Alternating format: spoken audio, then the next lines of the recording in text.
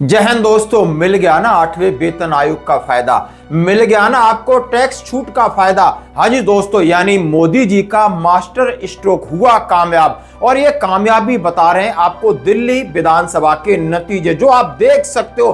किसी ने शायद ये उम्मीद नहीं की होगी, लेकिन उनका सोचने का तरीका है। ये मौसम बदलना चाहिए। लाखों सरकारी कर्मचारी रहते हैं, यहाँ लाखों पेंशनर, डबल फायदा होने वाला है। टैक्स में छूट मिली है, 8वें वेतन आयोग की भी घोषणा की है और उनका अंदाज निराला है, इसीलिए तो ये एक अलग स्पेशल टाइप से हर काम करते हैं दोस्तों। इसके ऊपर बात करूंगा।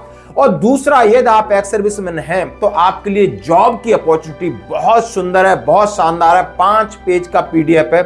कहां पर है, कितनी तनख्वाह है, क्या योग्यताएं, एलिजिबिलिटी क्राइटेरिया क्या है, पूरे ऑल इंडिया एक्स सर्विसमैन के लिए है दोस्तों।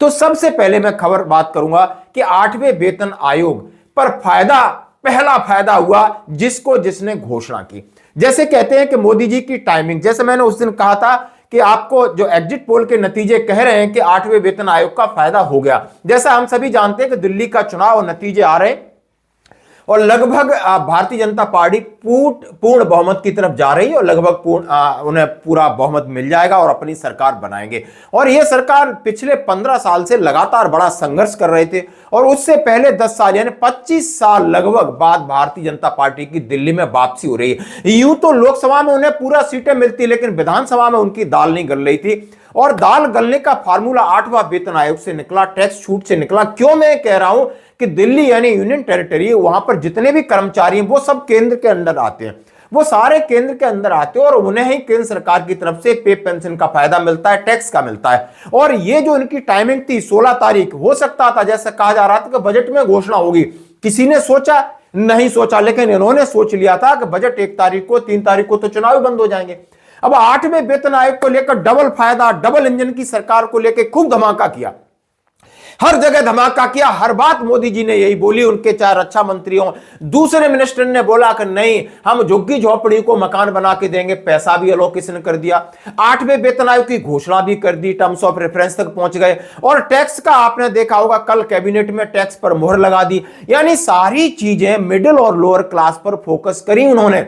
और इसका ये आपने देखा होगा 15 दिन के अंदर चुनाव की हवा बदल गई। जैसे कि पहले जो लोग एक्सपेक्ट कर रहे थे, नहीं आम आदमी पार्टी का कोई बाल बांका नहीं कर पाएगा, लेकिन बाल नहीं, सब कुछ नीचे गिरा दिया दोस्तों। ये इसको कहते हैं लंबी सोच। और मैं 8वें वेतन आयोग को क्यों जोड़ रहा हूं, शायद मैंने आज 3 दिन पहले भी बता दिया था कि माहौल बड़ा बदला है। और ये अब मान सकते हो कि बिहार में चुनाव है, मान सकते हो कि 2027 में उत्तर प्रदेश में चुनाव है। और 8वें वेतन आयोग को लेकर जैसे कि उनको पहले उनकी सर्वे की रिपोर्ट थी कि केंद्रीय कर्मचारी सरकार से नाराज हैं, चाहे उन्होंने देखा होगा एनपीएस को लेकर के हों, 8वें वेतन आयोग को लेकर हों, पे एंड अलाउंसेस को लेकर हों, पेंशन को लेकर हों, डीए बढ़ोतरी को लेकर हों, टैक्स एजम्पशन को लेकर हों, और भी उनके मुद्दे, लेकिन सरकार ने बिल्कुल ध्यान नहीं दिया था पिछले 10 साल।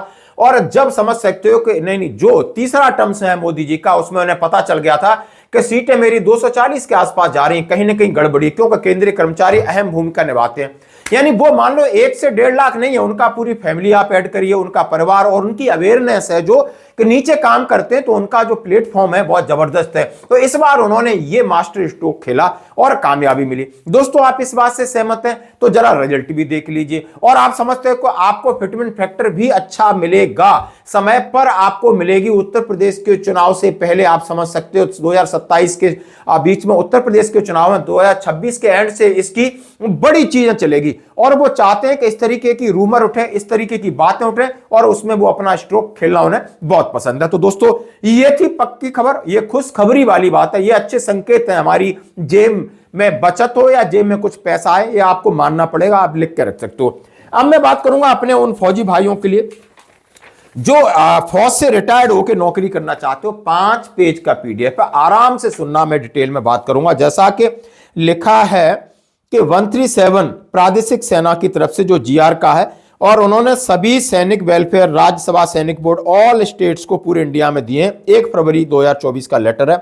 Recruitment of 137 composite ecological task force battalion, यानी इकोलॉजिकल टास्क फोर्स बटालियन के उनको चाहिए, उन्होंने जो लेटर निकाला है कि भाई उनको चाहिए रिलीजियस टीचर चाहिए, सोल्जर जीडी चाहिए, सोल्जर क्लर्क चाहिए, सोल्जर टेलर चाहिए, सोल्जर चीफ कम्युनिटी चाहिए, यानी इतने पदों के लिए लगभग the terms of condition for recruit attach appendix, you are requested to give wide publicity about recruitment rally through district और जिला सैनिक board under your justification.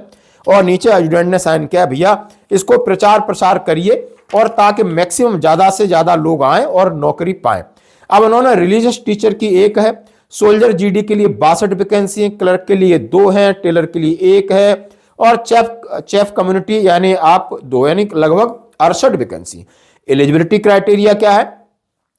Should get enrol within 5 year from date of retirement, JSU can serve up to 55 साल और OR can serve 50 साल। यदि आप जवान है तो 50 साल तक उम्र है और सर्विस छोड़ने के 5 साल के अंदर आपको एनरोलमेंट करना है। मेडिकल कैटेगरी सेफ बन है, करेक्टर आपका एग्जाम्पलर हो सकता है, वेरी गुड हो सकता है। क्वालिफिकेशन उन्होंने बताया ex serviceman pension holder only, x women employees including premature retirees. उन्होंने कहा है वो एक्स सर्विसमैन है तो कोई दिक्कत नहीं है। हाइट उन्होंने 160 सेंटीमीटर और कुछ गोरखा उनके लिए छूट है। वेट 50 kg है, चेस्ट 82 है और उन्होंने कहा रिलैक्सेशन 5 सेंटीमीटर है, यदि कोई एक्स सर्विसमैन नॉर्थ ईस्ट का है। फिजिकल पैरामीटर 1 माइल रन है, पुलअप है, डिच है, जिगजैग है, प्रोफिशिएंसी टेस्ट है, डॉक्यूमेंट रिक्वायर्ड है, डिस्चार्ज बुक है, पेंशन पे पीपीओ है, रिसेंट पासपोर्ट साइज फोटो है, Aadhaar card, PAN card, bank detail.